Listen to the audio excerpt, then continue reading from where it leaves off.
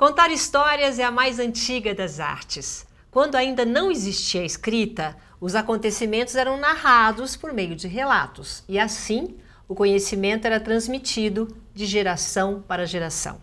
As histórias, elas ampliam a imaginação, ajudam no aprendizado e estabelecem vínculos. Narrar acontecimentos do mundo sob olhar materno. Desafio, né? Mas esse foi o desafio da Joana Ferreira, autora do livro Os Rios da Vida. É a nossa convidada de hoje, do Opinião Livre. Muito obrigada pela sua presença, Joana. Obrigada pelo convite, Silvia. Nossa, eu vou mostrar a capa. Posso mostrar a capa para você aqui? Vou mostrar ali, então. Ó, aqui. Ô, Joana, quanto tempo você demorou para escrever esse livro? Foram 2 anos.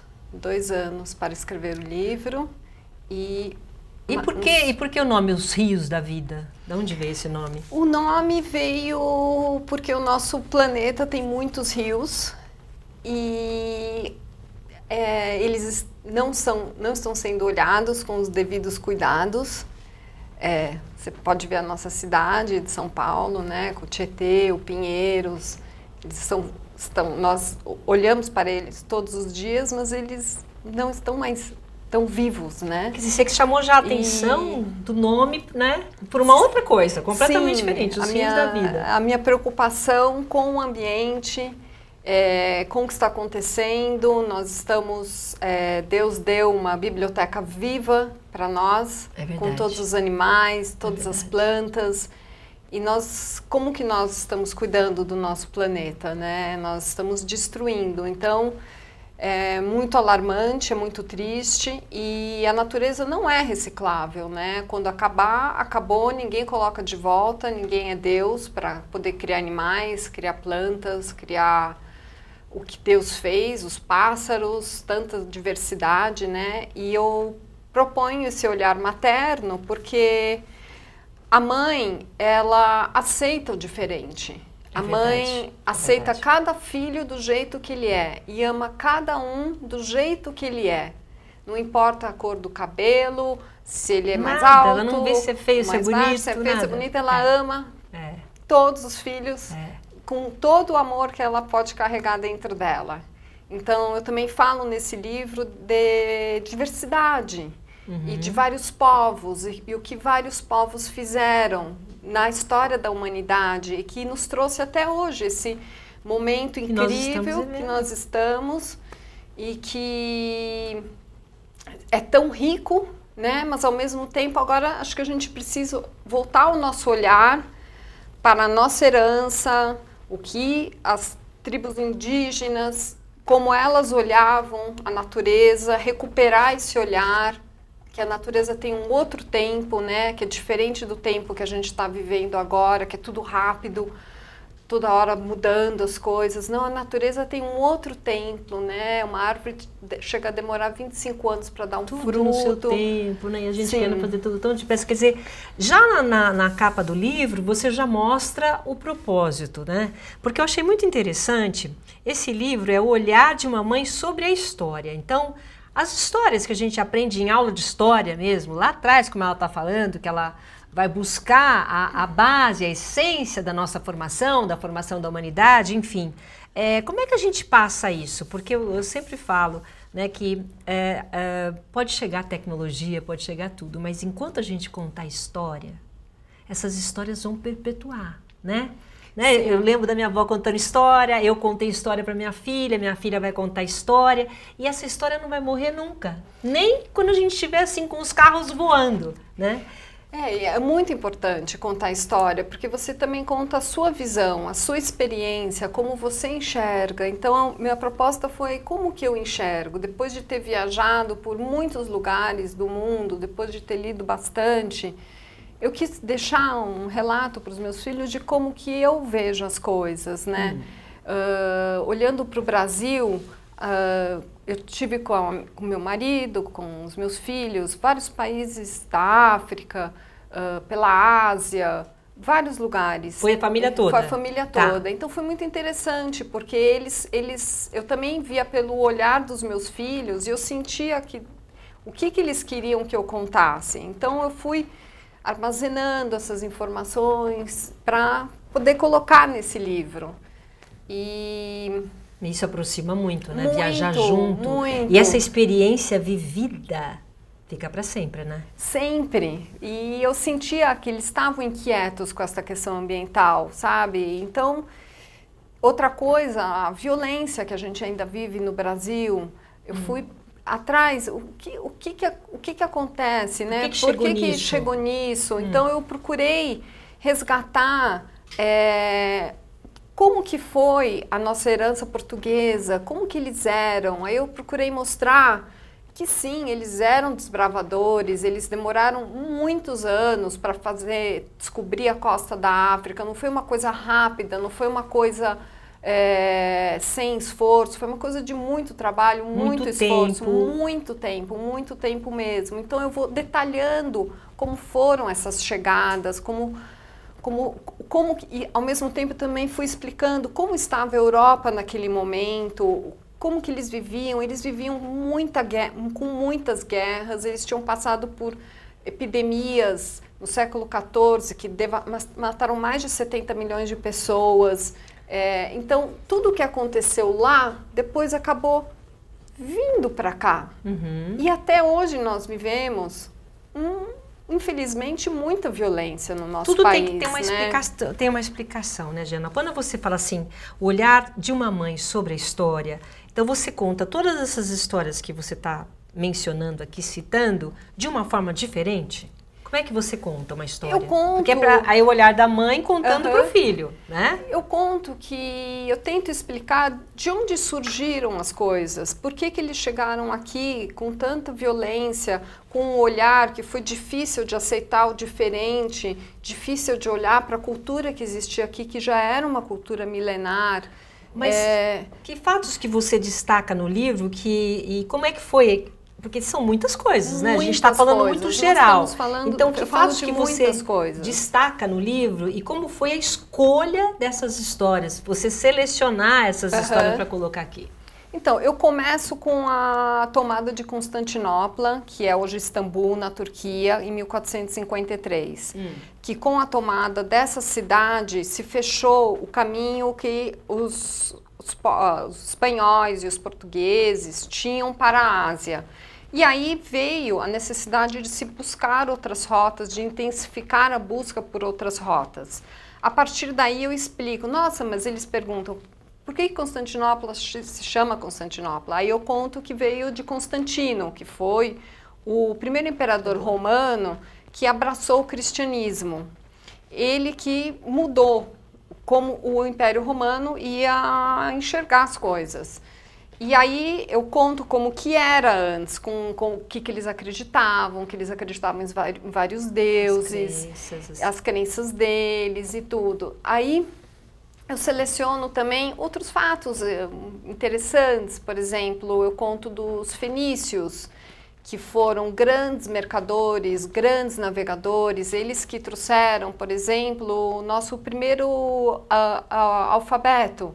Era um alfabeto só de consoantes, era um alfabeto que se lia da direita para a esquerda. Olha que interessante. E eles não eram guerreiros, assim.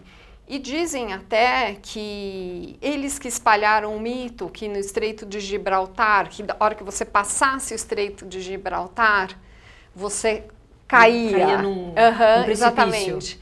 E no fundo aquilo protegeu o povo da região subsaara por muitos e muitos anos, né?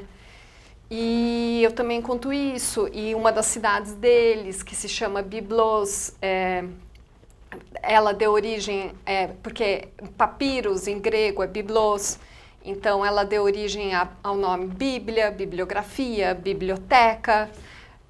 Eu também conto, por exemplo, a origem da palavra, por que a gente fala pen, que em inglês é caneta, pencil, lápis, porque vem de pena, do latim, a pena da ave. A importância das aves, como as cotovias para São Francisco de Assis. Aí eu volto para o Brasil e explico o que eram as aves, né, para os nossos indígenas daqui. O que eram as aves para os nossos indígenas? Eu acho que era a representação da liberdade, né? eles eram um povo muito livre, eles eram muito livres, né? Eles acreditam, eles não aprisionavam as coisas, as pessoas podem ir e vir. Eu tive no Xingu e é muito bonito a forma como eles levam a vida. Quer dizer, a gente mudou tudo, né? A gente acabou mudando tudo, né? Mudamos tudo e a gente tem uma origem tão bonita, sabe? Eles são tão incríveis, são tão delicados, são tão complexos. Você chega lá, de tão complexo se tornam simples. Você chega lá, a criança está sorrindo, ela vem, te traz uma flor. Então, o olhar materno é isso. Quando você chega em uma comunidade e você vê como essa comunidade está harmônica, você sabe que aquilo levou muito trabalho. Você não chega em um lugar e vê uma criança sorrindo, as pessoas cantando, as pessoas festejando, as pessoas conversando entre eles e se dando bem e achando que aquilo tudo saiu do nada. Sabe? Deu muito trabalho, muito trabalho. Então eu acho que... trabalho para manter também. Para manter isso. Então foi uma coisa, por isso que eu escolhi essa ideia do olhar materno, porque é muito difícil você criar uma família, todo mundo bem, com saúde, com harmonia, se dando bem. E os nossos antepassados, os nossos indígenas conseguiam isso, sabe? Tanto que quando você lê na carta de Pero Vaz de Caminha, que foi uma carta que infelizmente ficou escondida por 200 anos. Nossa, tudo isso. Tudo isso. E ele conta que os índios entraram no barco, foram conversar com eles, foram oferecer água e tudo, até dormiram no barco. Você vê que não eram povos de guerra, sabe? Totalmente eram pessoas pacíficas e que aceitavam o outro. E aí a grande riqueza deles, eles têm um jeito de enxergar o ser humano que é muito, uma outra dimensão, vai muito mais além. Eles dormem juntos em uma oca. Você dormir com um monte de pessoas juntas, o que isso precisa? De novo, muita harmonia, sabe? E um respeitando o outro, um respeitando o espaço do outro. E como que eles atingiram isso? Através dos mitos, das histórias que eles têm. Eles foram explicando de uma forma muito delicada como é o mundo, o que é certo e o que é errado, o que se pode fazer e o que não se pode fazer. Dessa forma, contando uma história. E mostrando e passando os valores, passando os valores, de uma forma muito delicada, muito delicada. Então, esse momento, muito só para a gente encerrar esse bloco, esse contar histórias, principalmente para os filhos, com esse olhar, você está passando também esse amor. Sim, com certeza. E acima de tudo, acho que hoje em dia é a questão do perdão. Para a gente conseguir se unir e buscar um convívio em paz entre nós todos, tanto no Brasil quanto no mundo, que ainda nós temos um monte de guerras e esse terrorismo e esses ataques entre cristãos e muçulmanos, é você ter o perdão. Então, isso que eu procuro mostrar também. E é um olhar materno, de perdoar, de aceitar uma coisa que alguém possa ter errado e poder continuar tendo um olhar de amor perante aquela outra pessoa. Maravilhoso. Bom, eu tenho que parar um pouquinho para a gente fazer um rápido intervalo. Daqui a pouco eu continuo, tá? Um instante só, a gente já volta.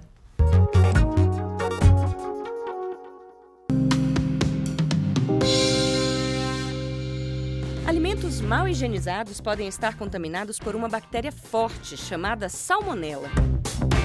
A salmonela provoca infecção intestinal que precisa ser tratada. Ela também pode entrar pela corrente sanguínea, atingindo outros órgãos e até levando à morte. Sua transmissão acontece por meio de alimentos ou água contaminados por fezes de animais. Galinhas, porcos, répteis, anfíbios, Vacas e até cães e gatos podem oferecer riscos. Alimentos que sejam derivados destes animais ou possam ter tido contato com as fezes deles, mesmo que pelas partículas do ar, são considerados vias de transmissão. Os sintomas costumam surgir entre 8 e 48 horas depois de ingerir o alimento contaminado e parecem muito com sintomas de doenças gastrointestinais. São eles: diarreia forte, vômitos, febre acima de 38 graus, sangue nas fezes, dor abdominal, mal-estar geral, cansaço, perda de apetite e calafrios. A infecção causada pela salmonela é mais grave em crianças, idosos e gestantes. Após os primeiros sinais da doença, procure uma unidade de saúde imediatamente. Para evitar a contaminação, siga estas dicas simples. Lave sempre as mãos antes, durante e depois de manipular ou consumir alimentos. Lave bem os alimentos antes de consumir, especialmente as frutas e verduras. A carne deve ser bem passada e os ovos devem ser bem cozidos. Hábitos simples de higiene podem salvar a vida da sua família. Em caso de dúvidas, acesse o Portal da Saúde.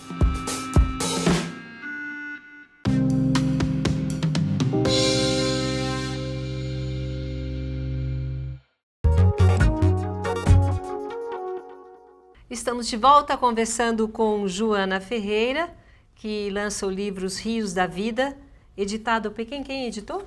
Ofício das Palavras. Ofício das Palavras.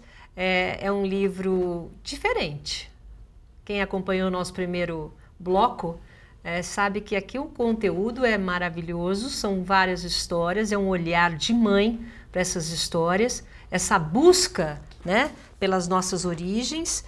Agora, você teve um trabalho muito grande de pesquisa, né, para chegar, porque a gente não falou ainda dessa seleção. Como é que você fez? Você fez uma cronologia, você selecionou o que você queria falar? Como é que foi feita essa pesquisa para chegar nisso? Eu selecionei o que eu queria falar. Me aconteceram que eu li muito e também eu viajei bastante. Então, muitas pessoas me contavam muitas histórias. E nessas histórias eu ia guardando o que me chamava mais atenção. E você ia o quê? Anotando? Eu ia anotando, sim, eu ia anotando. E aí depois eu fiz essa seleção do que eu queria contar e demorou, assim, para ver como que eu ia contar essa história, né? E para organizar, né? E tudo, e eu até coloquei em um board, assim, todos os papéis, com todas as minhas ideias, e fui montando, desenvolvendo como que eu ia contar cada fato.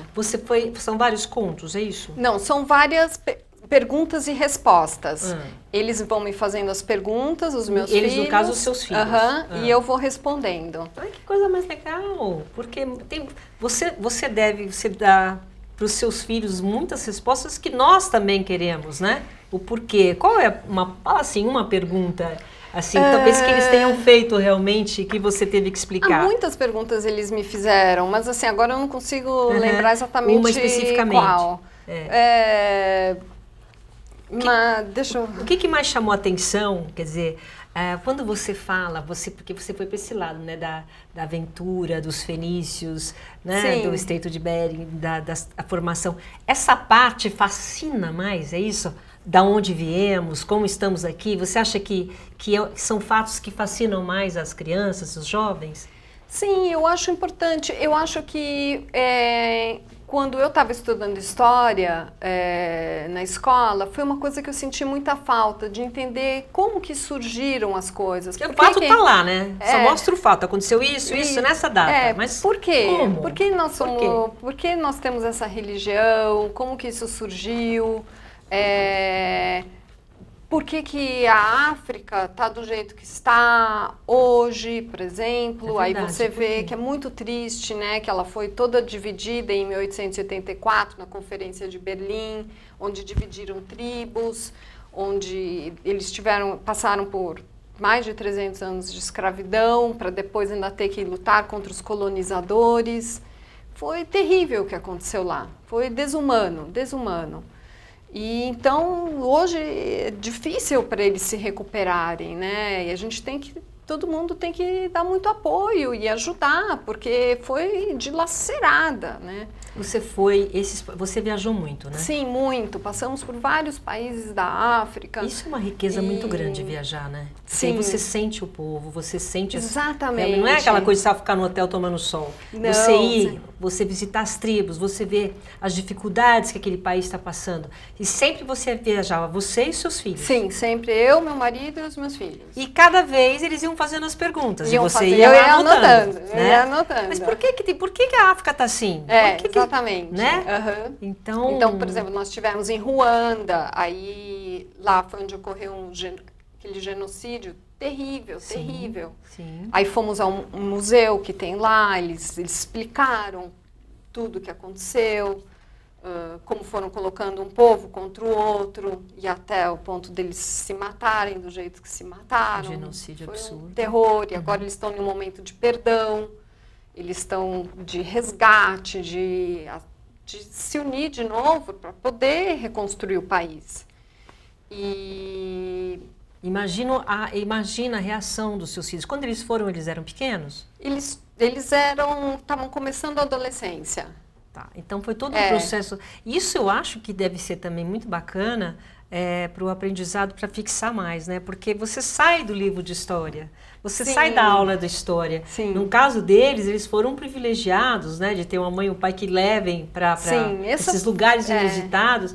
Então, imaginam que eles falam com procedência, né? Cada coisa, quando vão estudar, eles entendem bem o que está acontecendo porque eles vivenciaram, né? É diferente. Sim, e eles vivem isso na prática, eles têm amigos de muitas nacionalidades, então aquilo realmente virou parte deles, de ver a beleza de cada um, a beleza de cada povo, e é isso que eu mostro também, como cada um tem o seu ponto positivo, e que está na hora da gente deixar de se matar tanto, né? Para quê? Então eu levanto muitos pensadores do mundo muçulmano para trazer esse resgate da cultura deles, né? Que eles tiveram uma importância na época medieval, onde eles vieram com muita cultura, eles passavam os manuscritos todos que do tempo... Os gregos, romanos, todos eram transcritos no lugar que eles têm em Bagdá, que chamava Casa da Sabedoria, no século IX. Então, eles tiveram um papel muito importante. Então, eu procuro resgatar isso também. Porque a gente vê hoje só imagens de raiva, de ódio, né? Exatamente. Essa geração está pegando, não pegou por que eles estão passando por isso. E só de terroristas, só de coisas ruins, e eles tiveram um papel muito importante na história também. Justamente os portugueses, que Portugal foi ocupado por 700 anos pelos mouros, que vinham dessa descendência muçulmana, e ali eles aprenderam a navegar, a ler as tábuas, os astrolábios, porque os muçulmanos, quando eles estavam nas caravanas pelo deserto, eles tinham que saber onde está Meca, porque eles precisavam saber para que lado rezar. Então, eles tinham muito conhecimento das direções, de como navegar pelas areias. E depois, é engraçado, caravanas e caravelas são nomes parecidos. É verdade. E mesmo sabe? Porque as caravanas tinham que saber. Você está naquele deserto completamente... sem limite, para onde que eu vou? Olhava para o céu, né? Né? Sempre guiado pelas estrelas. Pelas estrelas, né? E outra coisa que eu falo, que é muito triste, a gente está perdendo essa conexão com as estrelas, né? Porque são tantas luzes, a gente pega a noite que você já não enxerga mais, né? É verdade. Então... Nossa, aqui em São Paulo, quando a gente vê uma estrela, fica, né? Porque realmente mais no interior, né? Agora, você teve, além desses fatos históricos, o que você defende muito é sustentabilidade, né? Sim. Porque você participou e esteve em vários países, quer dizer, hoje a sustentabilidade, ela faz parte de um processo que precisa ser resgatado? Para chegarmos a algum lugar? Porque é isso daí, existe um limite, né? Aquele passarinho que faz o ninho dele todo ano em uma árvore, chega lá, a árvore não está mais lá, ele vai se cansando, ele não consegue ter força para formar uma família, para formar um novo ninho, e aí com isso as espécies vão entrando em extinção, né? E então eu alerto a isso, né? Mas você conta, você fala alguma coisa no livro sobre isso? Sim, eu conto. De que momento, em que história? Frases que estão ao longo do livro. Eu vou comentando isso, que a gente precisa cuidar da natureza, precisa cuidar do que Deus deu pra gente, porque nós não vamos ter como recriar isso. A hora que for embora, acabou, não tem mais. É verdade, né? O planeta não vai reconstruir, não vai aumentar, né? E os animais foram os nossos grandes professores, né? Por exemplo, um salmão, quando ele está nadando em um rio, você sabe que o rio é um rio de água limpa. Então, observando os animais que a gente foi aprendendo, né? Hoje nós temos GPS, Waze, mas a baleia tem tudo aquilo na cabeça dela, para onde ela tem que ir, como ela navega. Os pássaros, a mesma coisa. Eles têm todos esses GPS na cabeça deles, né? Não é uma coisa deles. Hoje nós conseguimos fazer uma coisa que eles fazem, mas quem foram os professores foram eles. O homem aprendeu muito observando a natureza. Observando a natureza. O que os animais comiam, o que podia comer, o que não podia comer. Então nós estamos perdendo tudo isso, né? E sim, o celular é uma ferramenta incrível, mas não pode ser tudo. Ele não vai virar uma comida para a gente. Se as abelhas acabarem, nós vamos perder muito. E a beleza do mundo, que é a diversidade que Deus criou, que pôs na Terra, acabou. Mas o mundo é muito maior que isso, né? O que a gente tem, também a seleção de plantas, quantos remédios, a gente ainda nem sabe tudo que tem. E nós estamos destruindo as coisas, né? E aí você fala isso não só pela sua visão do mundo, né? Que você já está por todas as suas viagens, como principalmente para o Brasil. Agora, como mudar essa consciência se essa geração que está vindo aí é totalmente digital? Né? Então, essa é uma pergunta para você fazer para os seus filhos. Eles estão lutando já, né? Você vê a Greta, a sueca, já estão lutando, mas assim, o que precisa mudar é a nossa geração, entender. Aí que eu coloco, por exemplo, a gente tinha na história, você tem muito o mito do dilúvio. Então, desde o épico de Gilgamesh, que é da Mesopotâmia, e lá já falava de dilúvio. Então, o que nós estamos fazendo? Nós estamos criando o dilúvio, somos nós que vamos criar isso agora, se nós não tomarmos cuidado. Por quê? Porque o Ártico vai derreter, as águas vão subir com o aquecimento global. Então, nós que vamos criar isso... Nós que vamos ser os causadores da nossa própria destruição? Nossa própria destruição.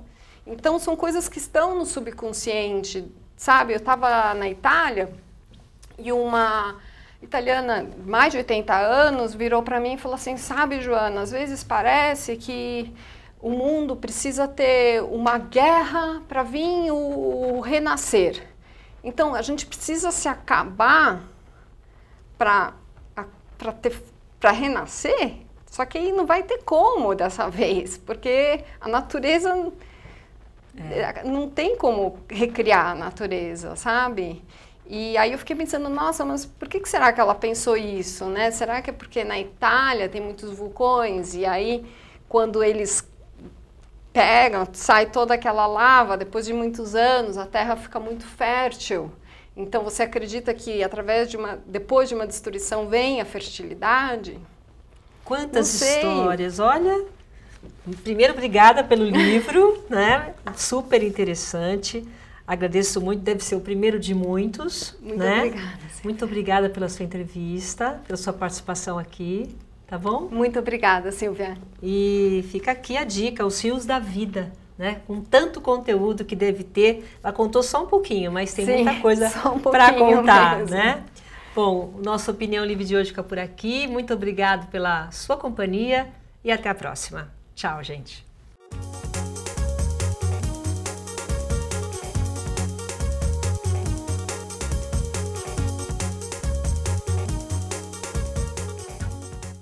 Todo mundo deve ficar atento. Uma mancha na pele pode ser hanseníase. Se você tocar na mancha e não sentir nada, ou perceber diminuição da força nos braços, mãos e pés, é melhor procurar uma unidade de saúde. É muito importante identificar o mais rápido possível. A hanseníase tem cura. O tratamento é gratuito e logo que ele começa, a doença deixa de ser transmissível. Hanseníase. Identificou, tratou, curou. Ministério da Saúde, Governo Federal, Pátria Amada Brasil.